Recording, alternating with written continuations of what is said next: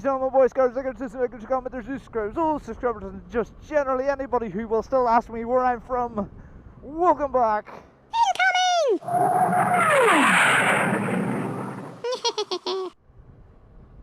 I can't see. Welcome back, ladies and gentlemen. Now, I know a few people were talking about this on a couple of the Facebook pages, and it's really intrigued me. Now, so yeah, a lot of people were talking about it recently that the snowboard company Ruroc,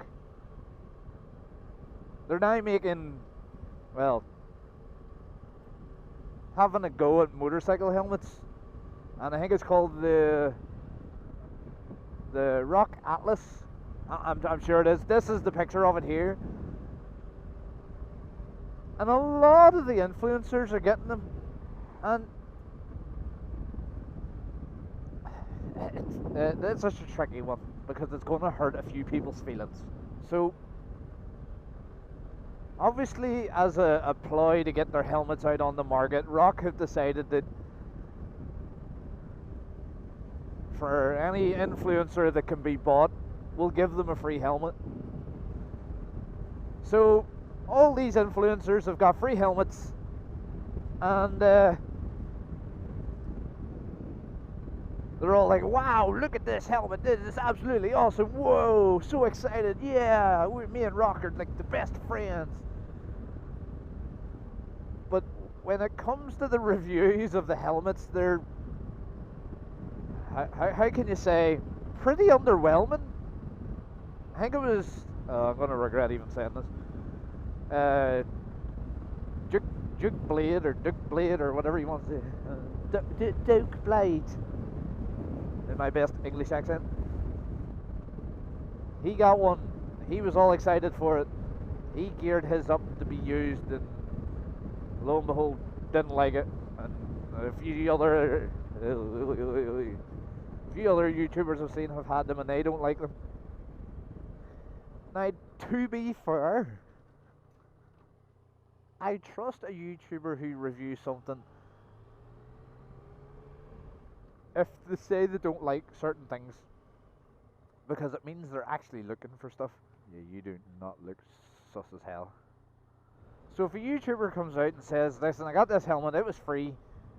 Well, I prefer if they came out and said it was free because I got given it to review it. But most of them says they got given, or they didn't get given, they were just reviewing this random helmet that they've suddenly came into possession of. And the people seem to big it up, and then they hate it. Duke Blade was one of them. I don't think he liked it because it was too noisy or something, or it was like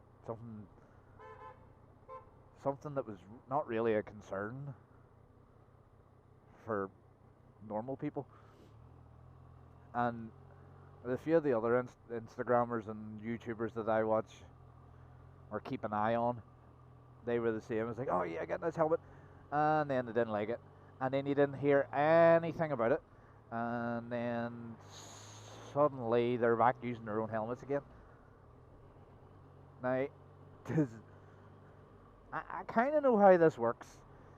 The company sends you the helmet in hope that a free helmet to you makes them get a good review, and then you get a helmet for sometimes to keep, sometimes for 7 or 8 months, whatever the time period. So normally a time period to it, and then hope that you get a good review. You give them a good review, then guess what? You get more stuff from them for the same amount of time, and then you become best of pals because basically you're blowing smoke up their backside. And this isn't just Ruroc. I mean, I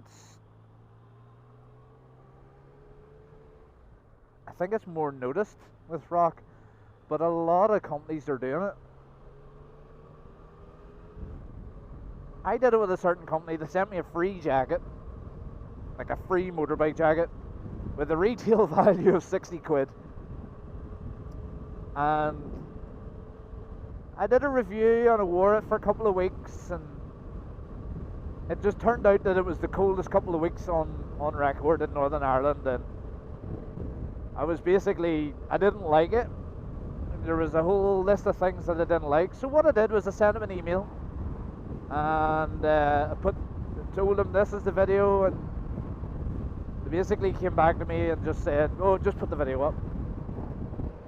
So I did, and then basically they never acknowledged the email, because normally what happens is if you put a video up, they share it as part of their push of that item, and they never did it.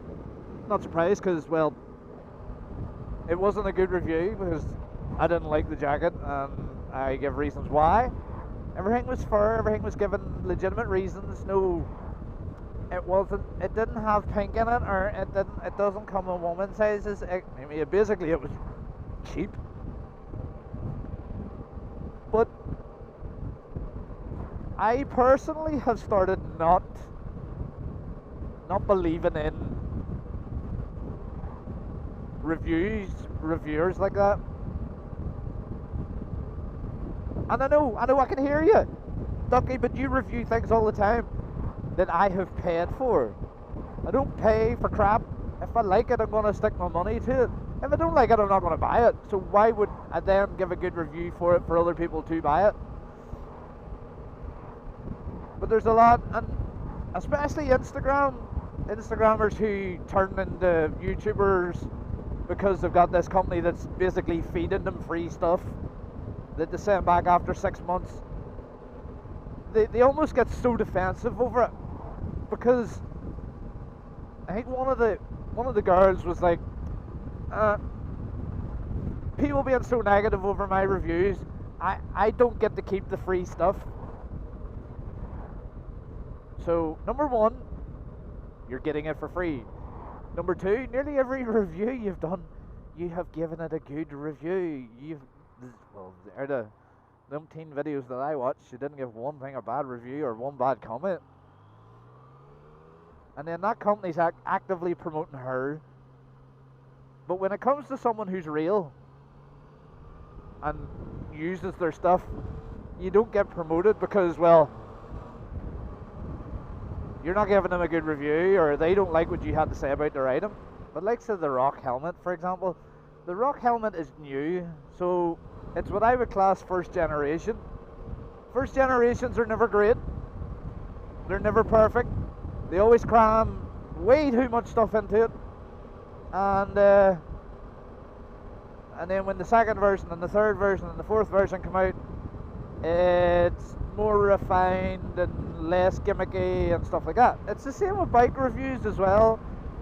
You get these journalists who basically get paid to go to Dubai and ride the R1, and it was at Dubai, no actually sorry, Dubai to ride the new Honda, and lo and behold, every review comes out and the new Honda is the biggest and baddest bike in the country or in the world, and oh, it's going to win this and it's going to do that, and it's all really powerful. Don't tell me the good stuff, I want to know the bad stuff. R1s are the same. Any big sport bike that has ever came out has always had great reviews. Tracer was probably the same at one point too. I've just grown not to. Basically now I've just grown not to trust reviews. Oh dear.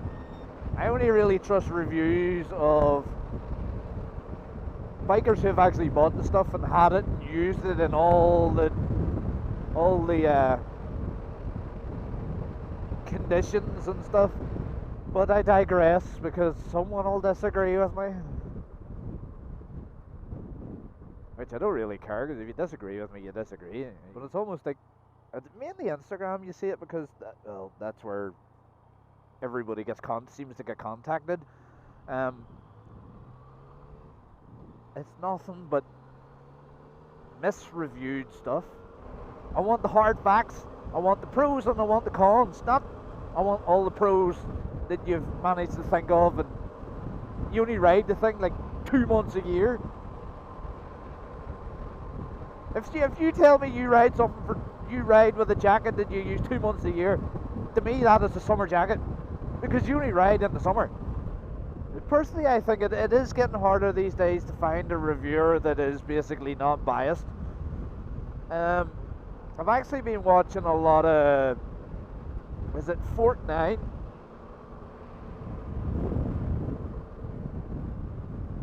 And I'll give Fortnite their dues. They do have like an unbiased opinion, and they break it down into like the sciences, and they do cheap gear reviews, they do expensive gear reviews, they do chain lubes, they do chain cleaners. They do everything that a normal biker will do, and they make it's good content. I would, if he told me to go and buy a pair of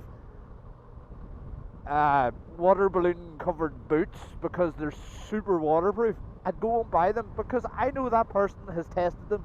They're showing it in the video. They're going to the extremes of testing them and the results. But let me know what you think in the comment section, because I think as the years go on and more people become influencers, it is harder to gauge who's telling the truth. Let me know on the bottom, who do you go to for your gear reviews? Why do you go there with your gear for your gear reviews? You know, what stuff have you reviewed that you think others should know about? As always, like, comment, and subscribe if you haven't already, because, well, we're having fun here. We're getting the conversation going as usual. Don't forget, keep it lit. And if you can't keep it lit, don't talk BS and try and tell everybody you can't keep it lit and it's brilliant and it's the best thing ever. Incoming!